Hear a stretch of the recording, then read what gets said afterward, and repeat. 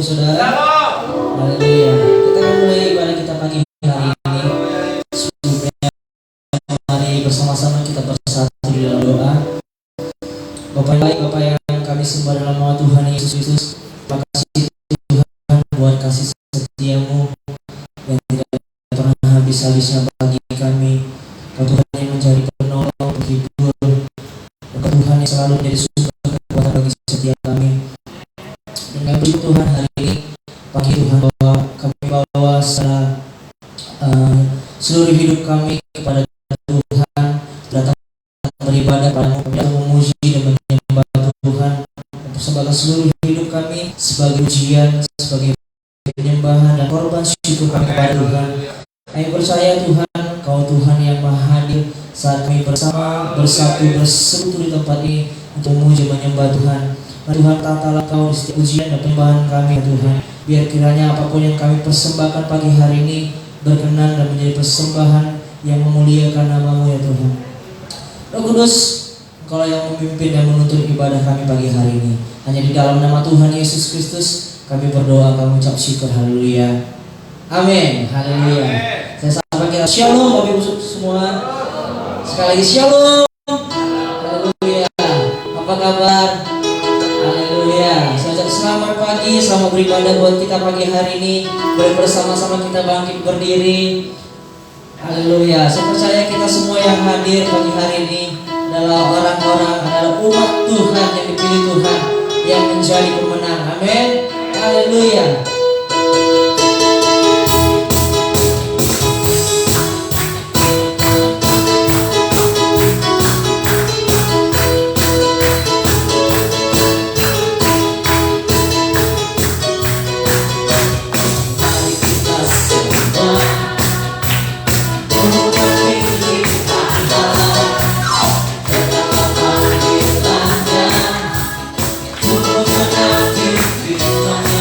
Say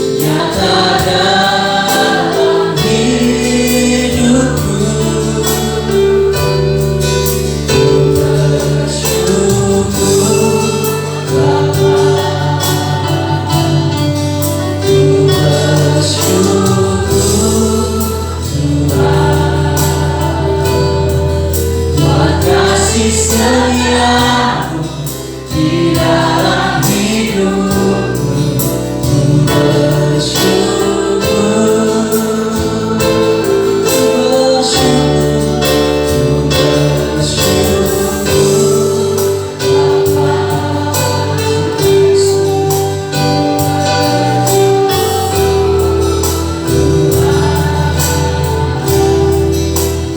kasih setia di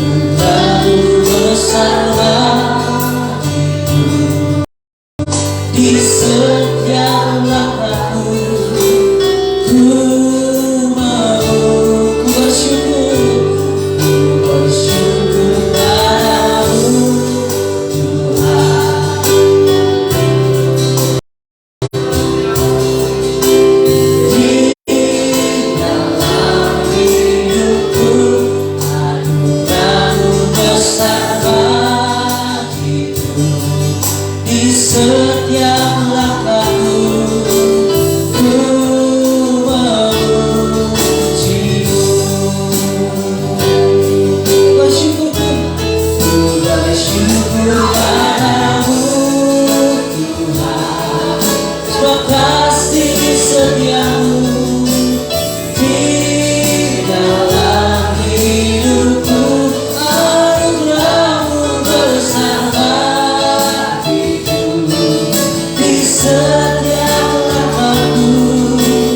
Ku sekali lagi ku bersyukur padamu, ku bersyukur padamu Tuhan, sebab kasih setiamu di dalam hidupku, anugerahmu bersama di setiap langkahku. Ku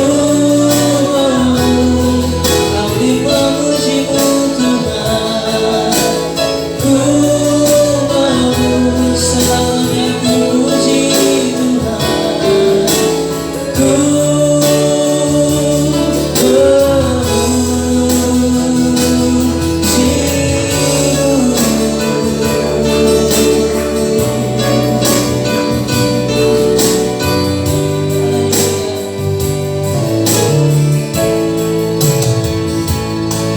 kami bersyukur Tuhan buat kasih setiamu di dalam hidup kami. Anugerahmu besar Engkau limpahkan bagi setiap kami ya Tuhan. Oleh sebab itu kami mau terus memuji, menyembah Engkau, mempersembahkan seluruh hidup kami kepada Tuhan. Sebab Engkau Tuhan yang sangat baik, bahkan sangat baik dalam kehidupan kami Tuhan. Terpujilah Engkau ya Tuhan. Segala pujian hormat hanya bagi nama Tuhan, dulu sekarang sampai selama-lamanya. Yang setuju, yang percaya bersama-sama kita katakan amin. Haleluya. Boleh kasih tepuk tangan buat Tuhan kita yang baik Bapak Saudara. Mari bersama-sama kita bangkit berdiri, kita memuji Allah kita, sebab Tuhan kita baik. Haleluya.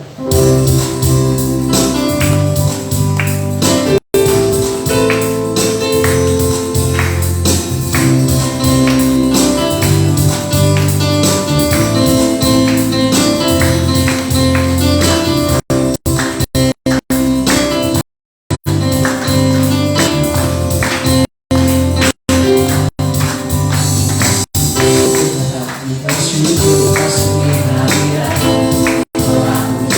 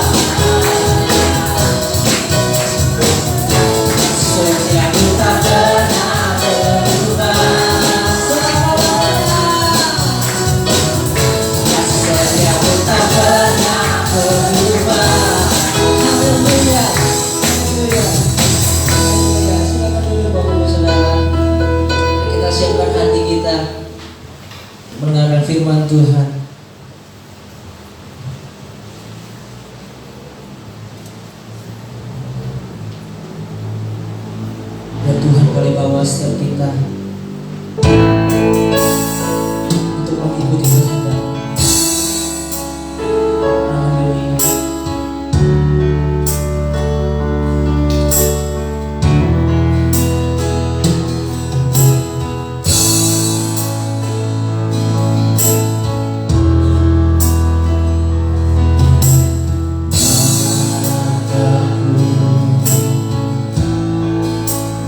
Tertuju padamu, serah hidupku, ku serahkan padamu.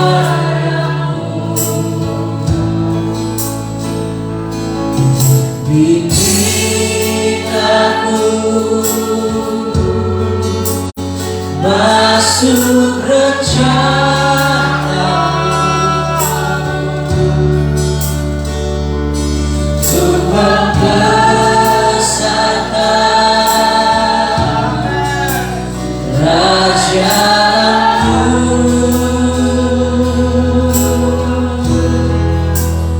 Ku mau mengikuti kehendak-Mu ya Bapa. Ku mau selalu menyenangkan hati-Mu. Biar mata kami tertuju kepadamu ya Tuhan.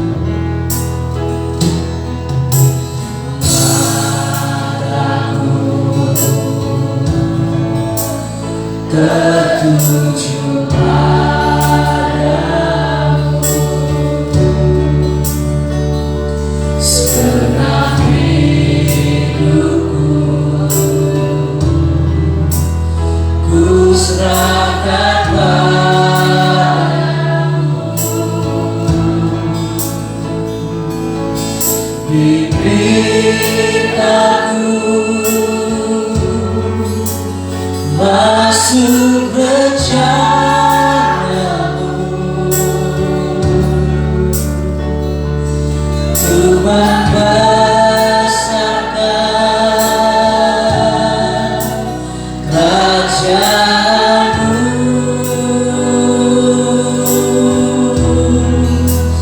Ku mau mengikuti kehendak-Mu ya Bapa.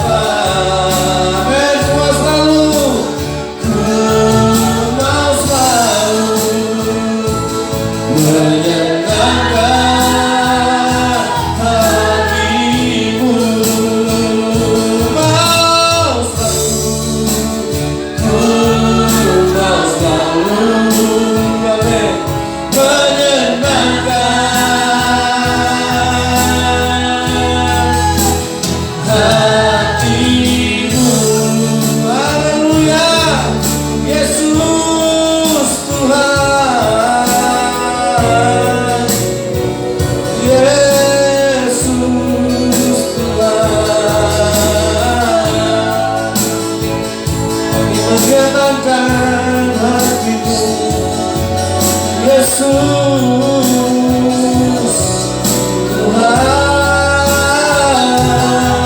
Oh, kami sembah Kau, kami sembah Kau Tuhan.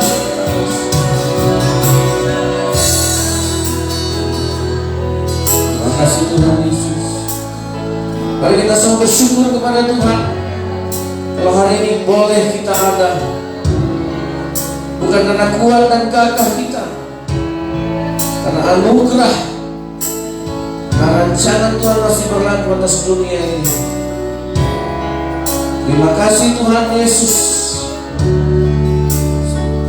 Kalau kami ada hari ini Tuhan, menjadi persembahan yang hidup bagimu, menjadi penyembah-penyembah yang berkenan di hadapan.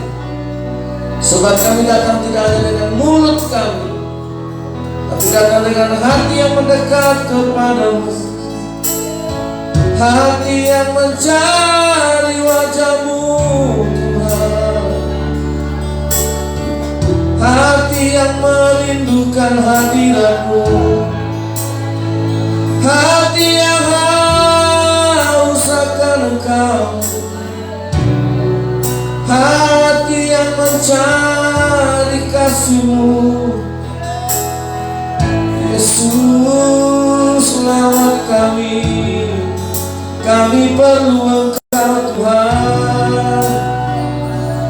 Hadirlah Kau dalam jiwaku, Yesus.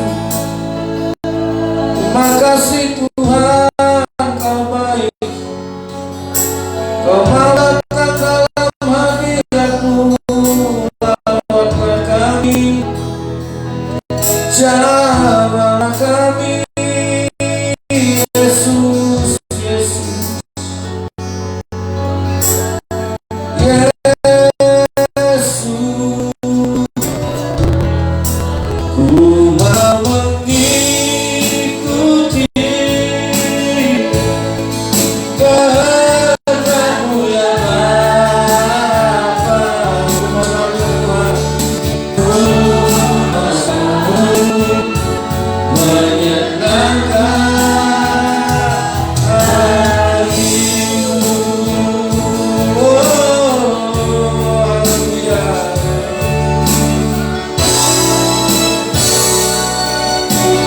Makasih Tuhan Yesus. Haleluya. Haleluya. Roh Kudus merawatlah kami. Roh Kudus, datanglah. Bapa kami, pulihkan dan jamah kami, berikan kami roh hikmat, roh pengertian. Kami usir, kami tolak enyah engkau iblis dari tempat ini. Kami mau hadirat Tuhan menguasai kami, masuk dalam panggilan Tuhan yang kudus. Terpujilah Engkau. Haleluya. Kami sambut firman-Mu dengan segenap kerinduan hati kami yang lapar, yang haus akan Engkau Tuhan. Haleluya Yesus, berfirmanlah Engkau Tuhan, memberkati kami. Semua kita yang percaya berkata, amin. Puji Tuhan. Haleluya. Shalom. Ya, puji Tuhan Bapak Ibu yang dikasihi oleh Tuhan. Hari ini saya menyampaikan firman Allah yang sangat berlawanan dengan kedagingan kita. Saudara, hari ini saya akan menyampaikan firman Allah yang harus berperang dengan diri kita sendiri. Ya, saudara, kalau memang kita ada hari ini, itu karena anugerah. Maaf, sebelum saya sampaikan firman Allah ini, saya mau menyampaikan, pernah saya kasih anak-anak kita tugas. Menurut firman Tuhan, menurut orang Kristen atau menurut Alkitab, apa tanda-tanda akhir zaman? Nah, anak-anak kita mencarinya di Google. Dia tidak mencari di Alkitab. Nah, saudara, sangat mudah kita disesatkan, karena ketika saya periksa jawaban mereka secara kekristenan, tanda-tanda kiamat, Kristen tidak mengenal kata kiamat, itu saja sudah salah. Ya, Kristen tidak mengenal kata kiamat. Kiamat itu ngeri, kiamat itu bencana, kiamat itu murka. Karena kiamat bukan untuk kita, untuk orang yang mengatakannya. Nah, di orang Kristen berlaku apa? Akhir zaman. Orang Kristen itu mengatakan tidak akhir zaman itu masih agak-agak ngeri lah. Masih agak-agak deg-degan gitu kan. Tapi yang enak itu orang Kristen sebutnya tanda-tanda kedatangan Yesus dan tanda-tanda kesudahan dunia. Ya. Nah, orang Kristen itu tidak mengenal kiamat. Yang kita kenal Yesus datang menjemput kita. Bahagia nggak kita? Amin. Tapi kalau kiamat, makanya jawaban berikutnya anak-anak kita menjawab apa? Matahari yang biasanya muncul di timur sekarang terbit di barat. Tidak pernah saya baca di Alkitab. Kalau di tanda kedatangan Yesus, matahari tiba-tiba muncul. Terus pertanyaan dari mana mereka jawab itu? Itu agama mana? Sudah sesat nggak?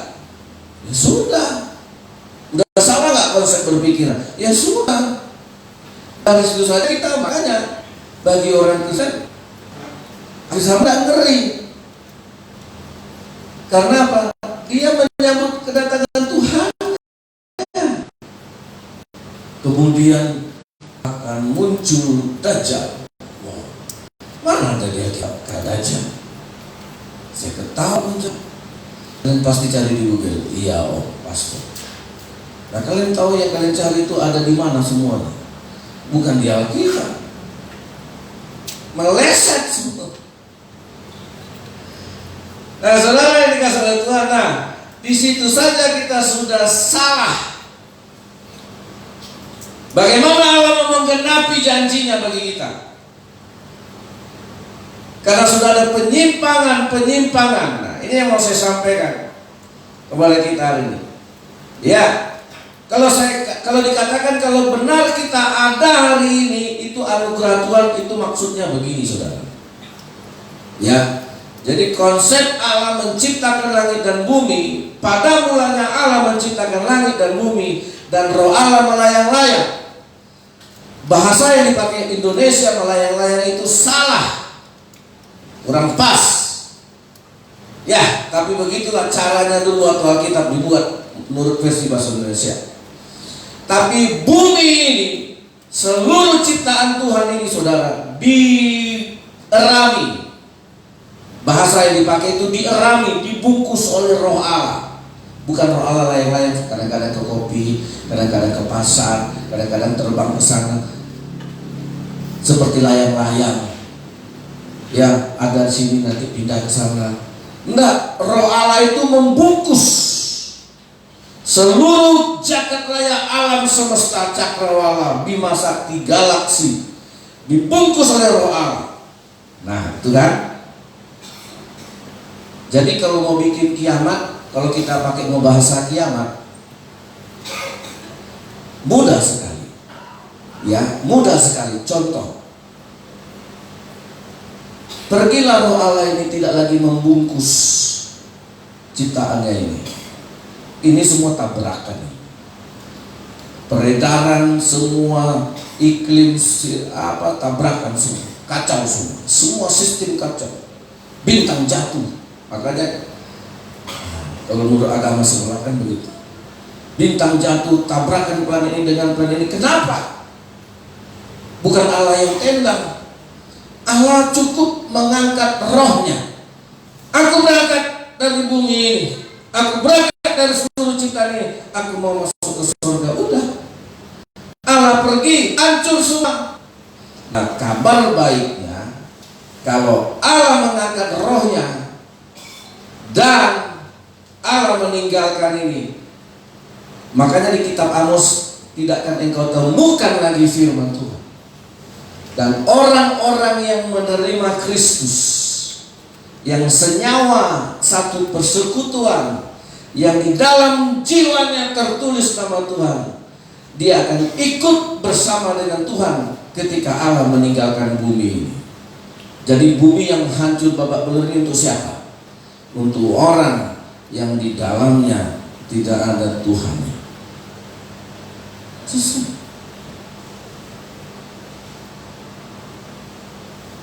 Iya kan? Waktu Allah membinasakan Sodom dan Gomora, siapa yang diselamatkannya? Lot. Karena Lot orang menang. Bagi Lot itu keselamatan. Bagi orang yang bukan Lot, kebinasaan. Jadi orang Kristen tidak mengenal itu. Karena kalau terjadi akhir zaman, orang yang di dalam dirinya tertulis nama Tuhan, ada Tuhan di dalam hidup kita, dia diselamatkan. Amin. Amin. Mana yang ketinggalan? Ya, saya tidak menghakimi. Gitu. Ada di dalam kita Allah, Allah pergi, kita pergi. Makanya dikatakan, kalau engkau mati bersama Kristus, engkau akan bangkit bersama Kristus. Amin. Kita sama memang satu dengan Tuhan. Tuhan mati, kita mati. Tuhan bangkit, kita bangkit. Jangan orang berdoa kita jalan-jalan. Ya. Oke, nah itu sedikit pemahamannya. Nah, supaya kita jangan salah dalam menangkap rencana Tuhan. Oke? Nah, sudah terjadi pembangkangan, sudah terjadi penyesatan, sudah terjadi pengingkaran, bahkan sudah terjadi kekuatan iblis di dalam diri kita ketika kita tidak sepikir dengan Tuhan. Makanya bertobat itu artinya dalam bahasa Yunani metanoia. Metanoia itu artinya perubahan pikiran. Perubahan pikiran bukan saja dari alam kebodohan kepada alam kepintaran, sekalipun itu bagian turunan. Tapi adalah bagaimana kita hidup dikasih pikiran, dikasih otak, dikasih kecerdasan yang kita pakai untuk bisa mengerti. Kita satu paham, kita satu rancangan dengan Tuhan. Ini dia. Jadi otak ini bukan hanya untuk disekolahkan ya, bukan saja untuk mencari ilmu, tapi untuk bisa menyelami, memahami rancangan dan kehendak Allah dalam hidup kita. Makanya otak manusia itu dicipta dalam luar biasa kemampuan. Ya, nah, saudara, kita lihat dalam kitab Matius pasal yang ke-16. Saya baca ayat 21, Bapak Ibu baca ayat 22. Berganti-gantian dengan semangat. Amin. Ya. Sejak waktu itu Yesus mulai menyatakan kepada murid-muridnya bahwa ia harus pergi ke Yerusalem dan menanggung banyak penderitaan dari pihak-pihak tua-tua, imam-imam kepala dan ahli-ahli Taurat, lalu dibunuh dan dibangkitkan pada hari ketiga. Ayat 22, 2, 3.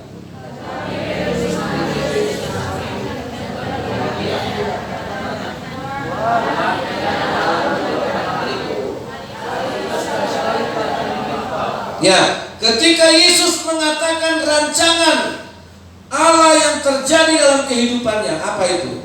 Bahwa Yesus akan menanggung banyak sekali penderitaan, dan Yesus akan dibunuh, disalibkan.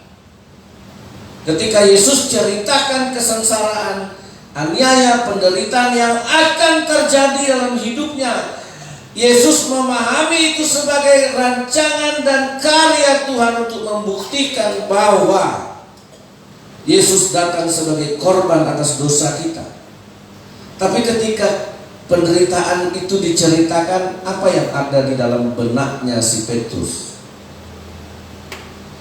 Apa yang ada di dalam otak Petrus yang notabene adalah murid yang mendengar pernyataan Yesus? Tetapi Petrus menarik Yesus ke samping dan menegur dia. Katanya, Tuhan, tidak nyambung kan? Di satu sisi dia bilang Yesus Tuhan, kiranya Allah menjauhkan hal itu. Hal itu sama sekali-kali takkan menimpa engkau. Wah, penghiburan sekali kalimatnya, perhatian sekali, baik sekali nasihat Petrus ini.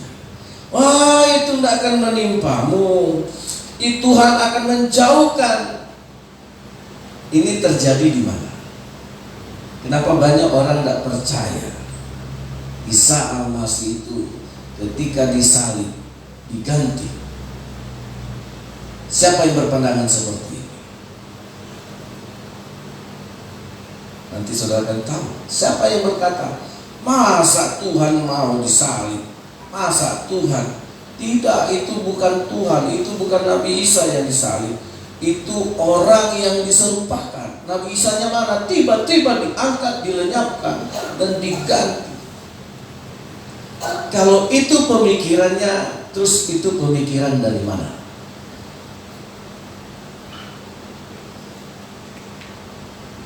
Sepertinya jenius pemikiran. Kata Yesus apa? Ayat 23, saat sama-sama 2, 3.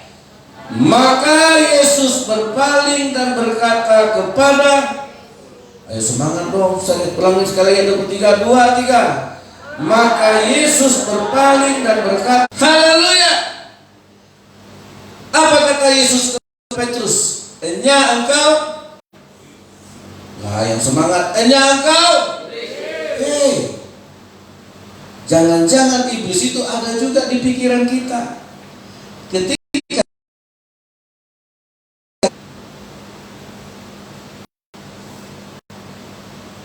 dalam bahasa dia polos, ini iblisnya iblis gitu. Nah, saya tanya kita, ada nggak iblis itu dalam rancangan buruk? Siapa yang mengerti bahwa itu rancangan yang terbaik?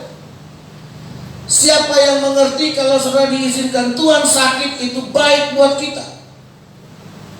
Tapi ada berapa banyak orang marah sama Tuhan gara-gara dia sakit dan sakitnya tidak sembuh.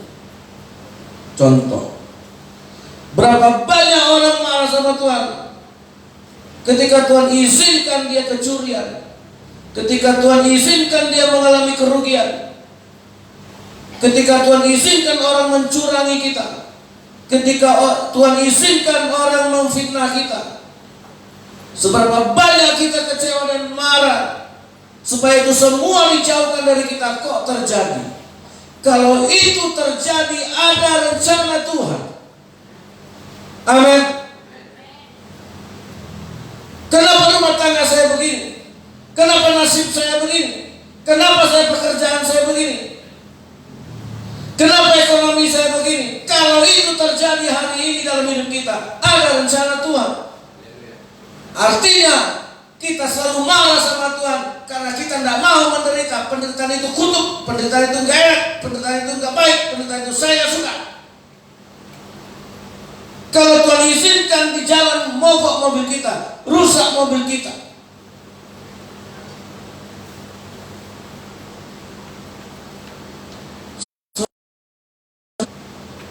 nah, jadi kalau mau ikut Yesus, nah kita lihat ayat 24. Nah, ayat 24 sama-sama kita baca 1, 2, 3. Lalu Yesus berkata kepada murid-muridnya. Kalau pikiran kita yang terlebih dahulu mengikut Yesus, makanya di dalam Injil dimulai dengan kata bertobatlah, supaya pikiran kita ini berubah dan bisa memikirkan rancangan-rancangan Tuhan. Amin. Seburuk apapun salib dalam pandangan Petrus. Makanya saudara, kita selalu gagal dalam memahami karena memang jalan kita mengikuti Yesus itu jalan via dolorosa. Kita nggak bisa lepas dari salib selama hidup ini. Mana bisa kita meninggalkan salib, karena Tuhan sudah bilang yang mau ikut saya pikul salib, yang tidak mau ikut salib. Nah, apakah Petrus yang dimaksud Yesus iblis? Tetapi konsep berpikir, cara berpikir Petrus itulah yang iblis. Makanya saudara yang dikasih oleh Tuhan, siapa yang menganggap kalau memberi itu kerugian? Nah, itu kan cara berpikir kan.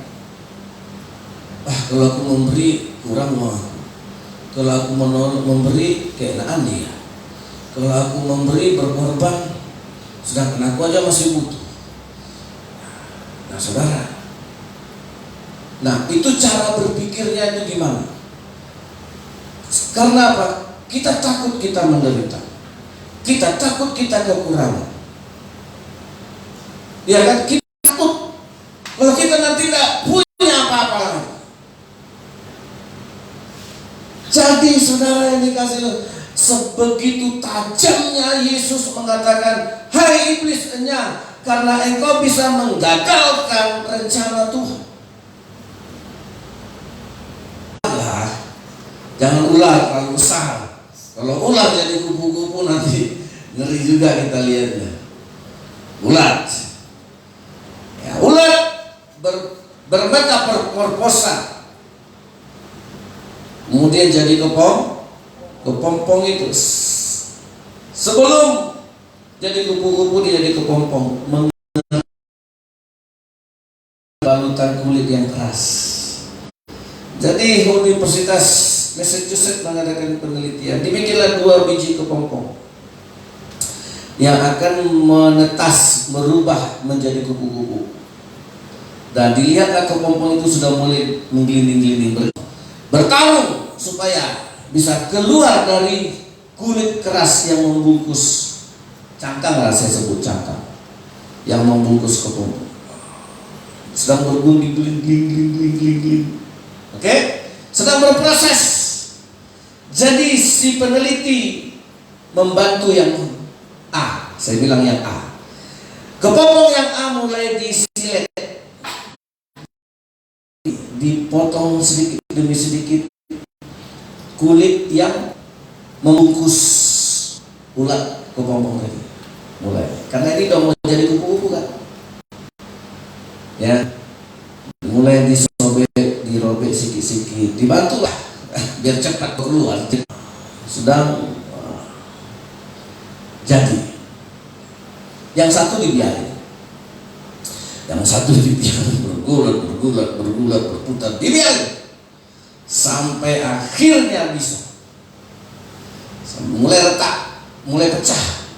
Akhirnya begitu cangkangnya pecah, kupu-kupu yang di dalam tadi langsung terbang dia. Langsung begitu pecah, lepas, ya, kupu-kupu terbang, langsung dia hinggap ke bunga. Kupu-kupu yang ditolong tadi masih tetap berdiri di tempat, nggak bisa terbang. Kenapa nggak bisa terbang? Karena dibantu. Dia tidak bisa mengembangkan otot-ototnya, dia tidak bisa mengembangkan entah hormon, entah apa di dalam tubuhnya, sehingga ketika dia dibantu, dia hanya jadi kupu-kupu yang berdiri, tidak bisa jadi kupu-kupu yang terbang.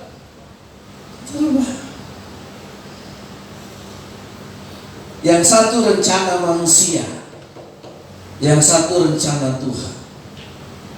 Seringkali kita jadi iblis ketika kita menggagalkan rencana Tuhan. Kita mau senang, kita mau instan. Halo?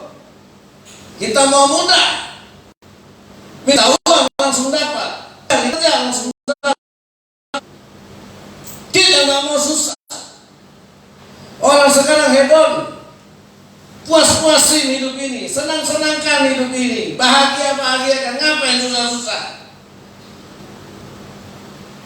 Sedangkan Allah menghendaki kita juga harus susah. Kalau kau tidak susah, aku bukan cengengnya. Tidak mau susah.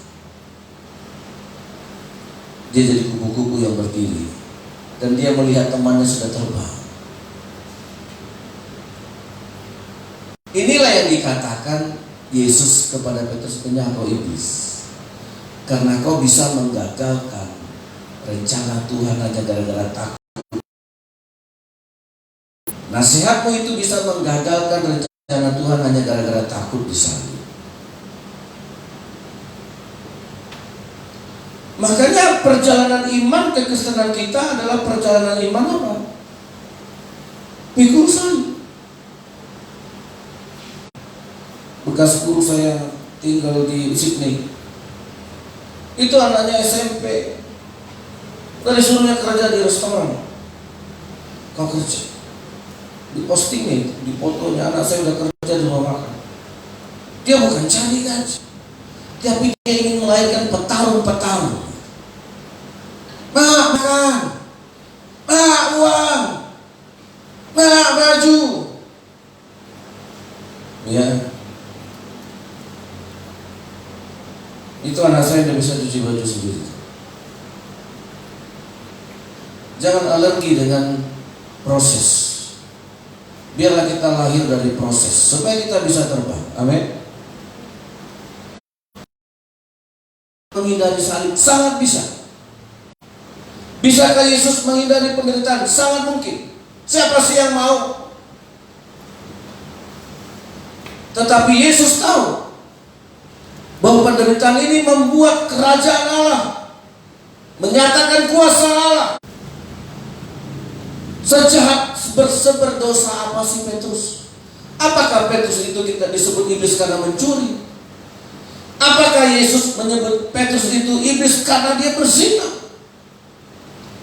Karena dia pembunuh kejam? Enggak kan? Sangat mudah membuat pembunuh bertobat. Sangat mudah juga membuat pelacur bertobat di kaki Yesus. Sangat mudah juga membuat pencuri bertobat di kaki Yesus. Tapi akan sulit membuat pikiran iblis itu bertobat. Akhirnya terjadi apa? Petrus menyangkal dan terjadi. Kalau kita nggak bisa menyangkal diri kita, maka pastilah kita akan menyangkal Tuhan. Berapa banyak orang menyangkal imannya ketika dia menerima suap? Rezeki nggak bisa ditolak. Karena kalau menderita itu memang kita berkorban. Aduh, gara-gara kita benar kita nggak dapat, orang dapat. Menderita nggak? Ya menderitalah. Dia dapat bagian karena dosanya. Ini bagi-bagian. Ini 10 juta satu orang. Terus kita kena percaya firman Allah, anak Tuhan, enggak, aku enggak mau makan uang begitu. Uang enggak jelas, kalian jalan makan. Tapi dalam hati 10 juta satu amplop. Makanya waktu bagi-bagi uang bikin KTP itu kan, anggota dewan amplop bagi-bagi hasil dari anggaran yang dibengkak komisi berapa itu.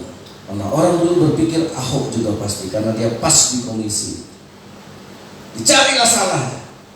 Waktu pembagian EKTP pasti dia dapat. Ternyata dia memang dapat, tapi dia nggak ambil, dia kembalikan. Wah, itu banyak. Saya nggak tahu jumlahnya berapa, tapi yang jelas miliar. Yang dapat senang kan? Iya, lumayan dari anggaran dapat. Nah, yang si orang benar tadi yang menolak, ada rasa menderita nggak? Kita sebagai orang benar itu menderita. Aduh, lumayan, bisa beli mobil, bisa beli rumah, bisa beli jalan-jalan, masa rezeki ditolak, tapi ditolak sama dia. Orang benar itu memang menderita. Nah, itu salah satu penderitaan gara-gara kita pikul salib. Amin. Amin. Ya.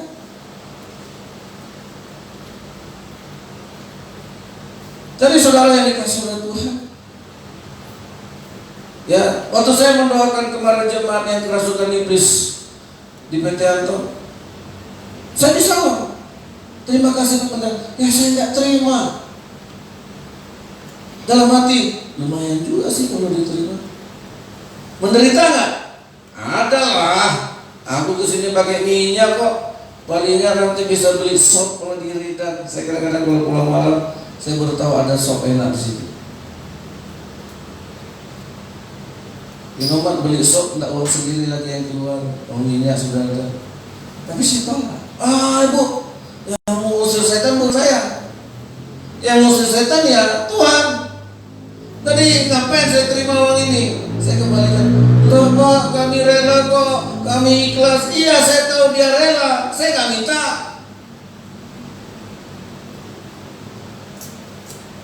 Saudara yang dikasih oleh Tuhan, menderita saudara. Gara-gara saya nggak terima itu, wah saya kan keluar sendiri. Menderita nggak? Menderita. Apalagi saya punya anak, Inomat lumayan lah untuk ongkos, untuk jajan anak saya besok, nah kos 10.000, kos 10.000, kos 10.000. Itulah konsep yang iblis sudah bercokol di otak. Jadi saudara pikir iblis jauh? Enggak. Iblis itu enggak jauh. Nah saudara yang dikasih oleh Tuhan, makanya untuk mengikut Yesus, menyangkal diri dan memikul salib, pikiran kita nggak boleh pikiran iblis, karena itu akan menggagalkan, membatalkan rencana Tuhan. Nah, kenapa kita tidak sepikir irama pikiran kita dengan Tuhan? Karena firman sudah dirampas. Kenapa Tuhan sudah bilang sama Adam, kau jangan makan buah dari pohon yang ada di tengah-tengah taman ini, tetapi dimakan juga oleh Adam. Kenapa? Karena firman Tuhan tidak didengar, tidak masuk ke hati Adam. Saya sudah kasih tahu ayatnya kemarin kan. Kenapa tidak masuk? Dicuri sama iblis. Kenapa dicuri sama iblis? Biar gagal rencana Tuhan. Adam itu hidup di Taman Eden hanya sampai 1 hari menurut hari pada sekarang. Ukuran dulu saya nggak tahu, saya tidak mau menafsirkan. Tetapi tidak sampai 1 hari kegagalan Adam sudah terjadi. Karena apa? Rencana Allah tidak terjadi sama Adam. Bukan Allah yang salah, Adam yang salah. Kenapa iblis bisa mencuri firman dari pikirannya? Kenapa iblis bisa mencuri firman dari hatinya? Karena tidak tersedia. Hanya gara-gara sepotong makanan, Adam gagal. Rencana Tuhan batal. Ya, karena itu tadi, takut susah. Takut susah, takut menderita, takut pikul salib. Nah, saudara lihat iblis itu di dalam Lukas pasal 8:12, di mana jadi iblis itu maunya iblis kita tidak sepikir dengan Tuhan. Itu maunya iblis. Disitulah mulai terjadi penyesatan itu. Lukas 8 ayat 12.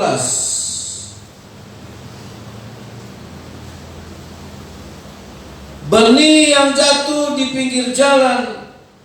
Yang ayat 11, kalau saya baca dari ayat 11 biar dapat konteksnya. Inilah arti perumpamaan itu, benih itu ialah firman Allah.